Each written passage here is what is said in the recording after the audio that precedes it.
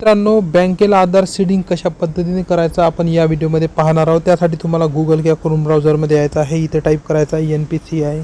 तर ही टाईप केल्यानंतर तुम्हाला एक पहिल्या नंबरची जी साईट ओपन होतील त्या साईटवर तुम्हाला क्लिक करायचं आहे। हे तुम्हाला इथे दाखवत आहे, या साईटवर तुम्हाला क्लिक करायचं आहे।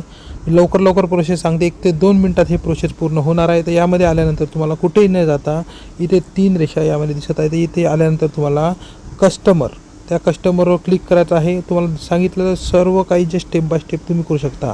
त्यानंतर तुम्हाला इथे यायचं आहे। हे कोणता ऑप्शन दिलेला आहे, भारत आधार सीडिंग अनेबल बेस। तर ह्या ऑप्शनवर तुम्हाला क्लिक करायचं। जसे तुम्ही क्लिक करता तुमच्यासमोर नवीन इंटरफेस ओपन होऊन जातील। तर यामध्ये आल्यानंतर तुम्हाला अजून एक ऑप्शन दिसून येतील, 1 ते 2 ऑप्शन आहे, पण इथे आधार सीडिंग डिसीडिंग हे ऑप्शन दिसून येतील।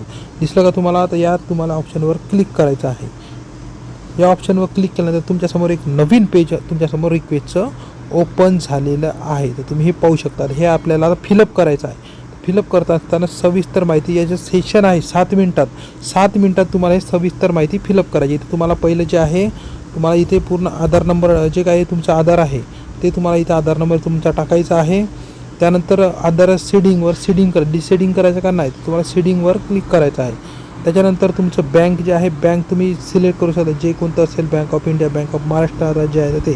त्यानंतर तुमचा अकाउंट नंबर इथं फिलअप करायचा, अकाउंट नंबर, त्यानंतर कन्फर्म अकाउंट नंबर टाकायचा आहे।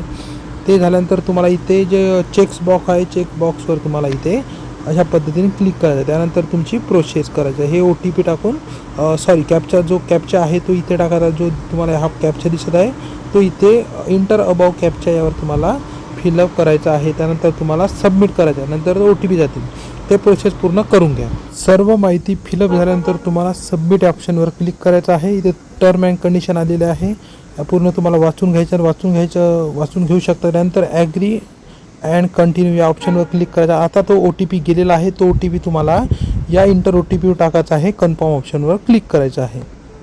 जो बँकेला लिंक नंबर आहे त्यावर OTP जातो, तो OTP यामध्ये आपण फिलअप केलेला आहे। त्यानंतर आपल्याला कन्फर्म करायचं आहे। कन्फर्म केल्यानंतर तुमचं जे ऑप्शन आहे ते आता लोडिंग दाखवत आहे। त्यानंतर तुम्ही पाहू शकता press intel request to Maharashtra Gramin bank.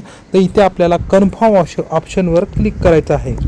असं जो ऑप्शन आलं, आता तुमची रिक्वेस्ट पाठवलेली आहे असं यामध्ये सांगत आहे। तर कन्फर्म ऑप्शनवर क्लिक करायचं आहे। तर कन्फर्म ऑप्शनवर क्लिक केल्यानंतर तुमचं इथं सीडिंग फेलियरमध्ये म्हणजे जर सीडिंग जे इथं जे आहे बाकीची माहिती तुमची यामध्ये दिसून येतील। जर फेलियर असेल फेलियर, त्यानंतर परत तुम्हाला यामध्ये माहिती जे परत तुम्हाला इथं लिंक करण्याची प्रोसेस परत करायची आहे।